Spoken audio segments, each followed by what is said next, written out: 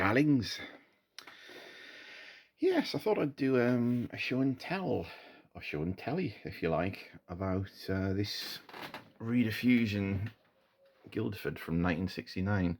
As I realised, I've never really gone in much detail into it other than repairing it and showing the odd video on it.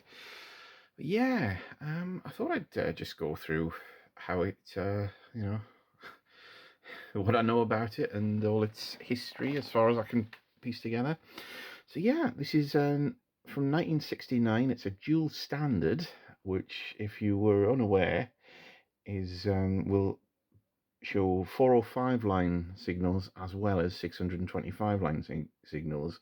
Because yes, in the UK, up until 1964, I believe, everything was 405 line until BBC Two came out in 1964, which meant we then had 625 line, which was classed as high definition. This also operated on the UHF band rather than the VHF band. But yes, for a time, you had sort of BBC Two on one channel, on one standard, and ITV and BBC One on the other standard. So yes, if we look on the back here, you can see we've got, what have we got here? We've got brightness, contrast on 405 line and contrast on 625 line.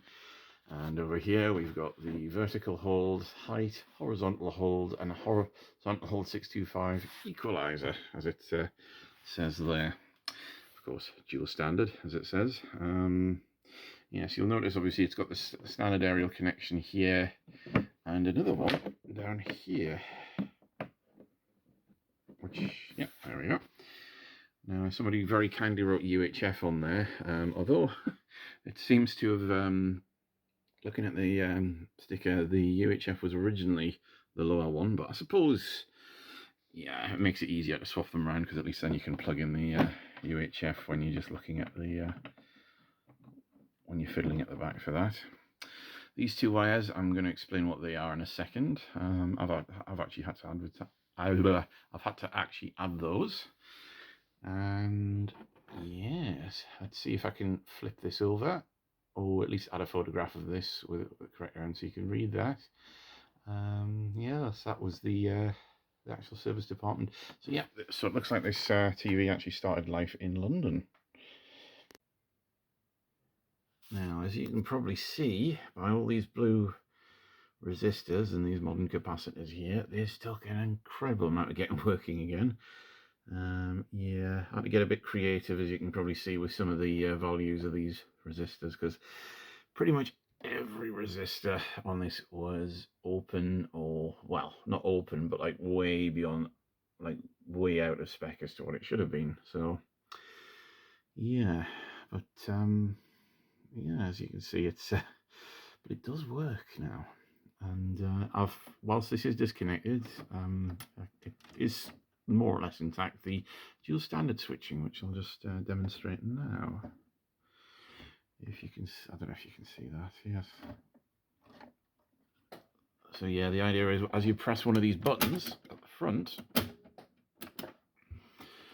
this this little cable here, which is actually disconnected for the moment, but yes, would actually pull or push this lever here, which would in turn push this lever. And if you can just about see there, where are we? Yes, it would actually operate these contacts here.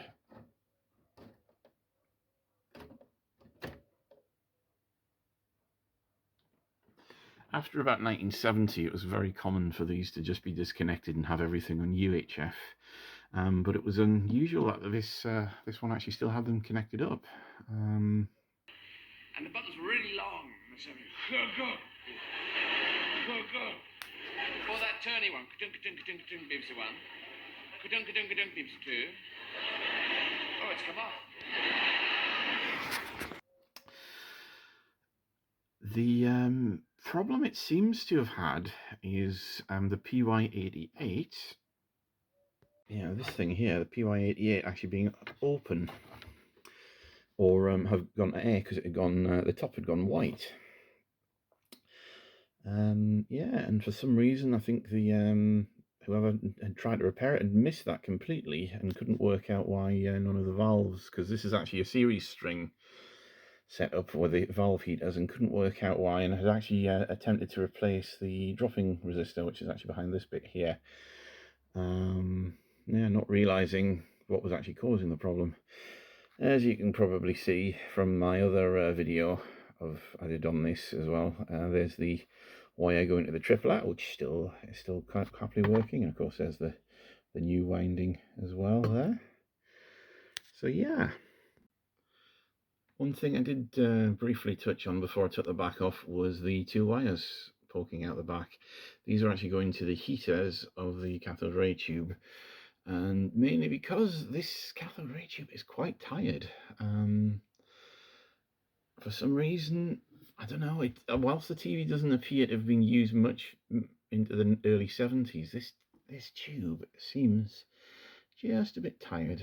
So what I've done is I've taken it out of circuit. I've put a 10 ohm 4-watt resistor in its place, and at the moment I'm just running this off a separate bench power supply. And I don't know if you can just about see in there, there's a relay I've added, because the actual main switch, which is just at the back there, you can see, is a bit tired. In fact, even adding this relay still hasn't managed to save the switch, because the switch now seems to be on permanently. So that's something else I'm going to have to sort out at some point, but you know. Yeah, in the back of the TV, the cover, somebody's written Murphy V1914 question mark. So they were obviously struggling to find out what chassis this was. It is actually a Bush A640 chassis. It's actually based on the Bush TV161. It was actually Rediffusion's version. Rediffusion, obviously more famous for making sort of cabled service sets, but you know, rather than sort of broadcast antenna type sets. So yeah, the wires going to the heater of the tube or picture bulb or CRT is wired currently to this 1960s age appropriate bench supply. So yeah, so normally it would be operating at say 6.3 volts there, which would give us just 300 and, well, yeah, just over 300 milliamps. However, what I've found is if we increase it to about 400 milliamps, just under, yeah, so that's alright, which gives us, yeah, so about 9 volts. Yeah, seems, there you go, you can see it's actually dropping a little bit there, but so yeah, volts. There we go. Yeah, so about 9.5 volts there is just to give it a bit there. Give it a bit of a boost there, because that tube is a little bit flat. So anyway, the main thing about this being a mostly tube or valve or vacuum bulb set is how long it actually takes to warm up.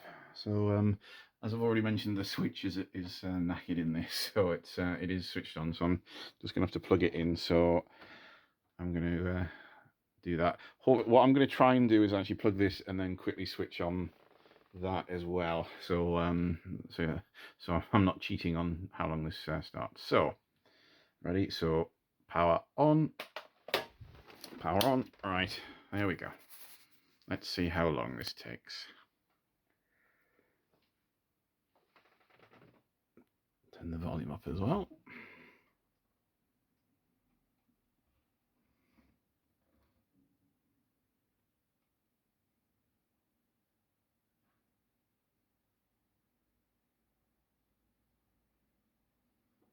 We're still waiting. Oop.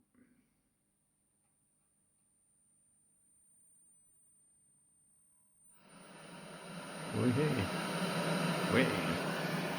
There we go. And as you can probably hear from that, yes, I've got it actually switched on 405 line. That's a very, very distinctive sound there.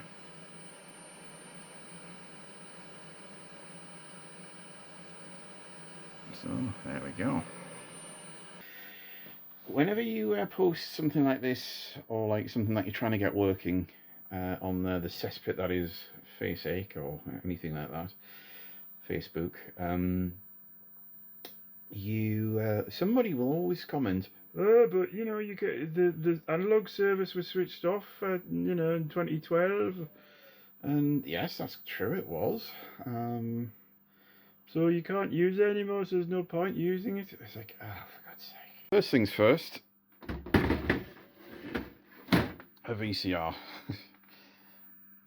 Yep, that'll quite happily put out the 625 line UHF signal just fine. Originally I used an RF modulator for instead of these, but I don't know, I think these seem to be much more reliable. Ah, but you can't stream video, you know, like a modern smart TV. Oh, really? A PS3. Yes, this is what I use. If you've seen my previous videos where I'm streaming things like the test card and old videos and indeed new videos, usually I'm using this to stream.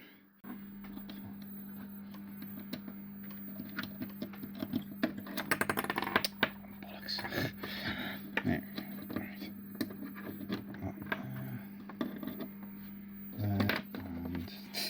And that's just going to come out again, isn't it? Hang on.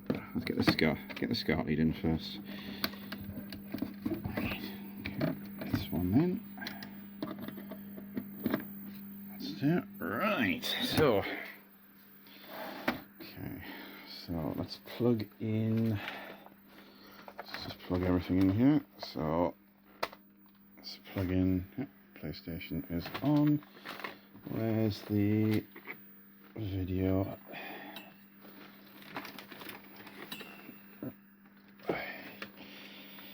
Okay, so let's plug all this in. Should come on like that. Alright, and then we just need it.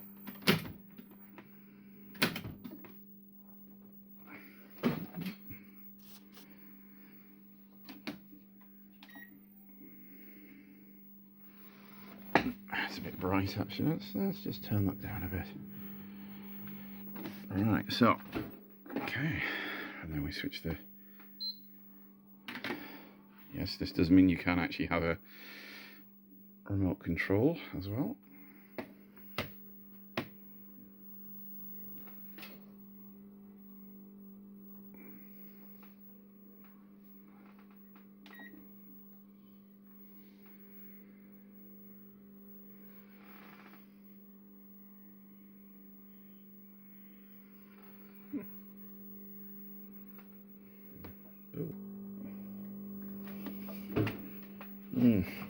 See, look at that. Look, I'm just, where are we?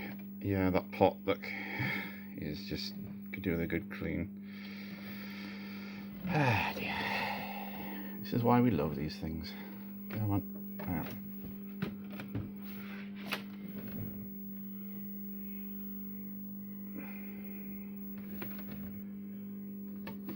Right, so let's just...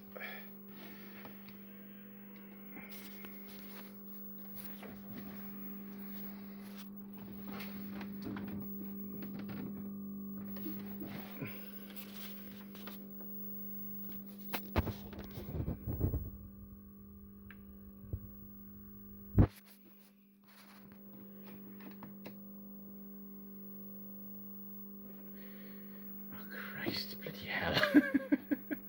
Hang on a sec.